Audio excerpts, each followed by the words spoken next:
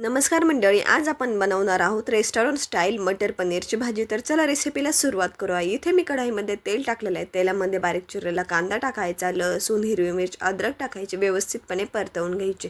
त्यानंतर टोमॅटो टाकायचा, टोमॅटो देखील व्यवस्थित परतवून घ्यायचं. सर्व व्यवस्थित परतवून झाल्यानंतर पेस्ट बनवून घ्यायची. पॅनमध्ये तेल टाकूया, तेलावर ते बारीक कट केलेले पनीर टाकूया. पनीर व्यवस्थित फ्राय करून घेऊया.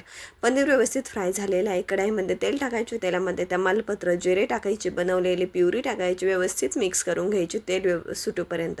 लाल मिरची पावडर टाकायची, गरम मसाला टाकायचा, व्यवस्थित परतवून घ्यायची. हळद टाकून पनीर मसाला टाकायचा, तेल सुटूपर्यंत व्यवस्थित परतवून घ्यायचं. त्यानंतर टाकायचे मटर, फ्राय केलेले पनीर, व्यवस्थित याला देखील परतवून घ्यायचे. हे व्यवस्थित परतवून झाल्यानंतर यामध्ये गरम पाणी टाकायचे.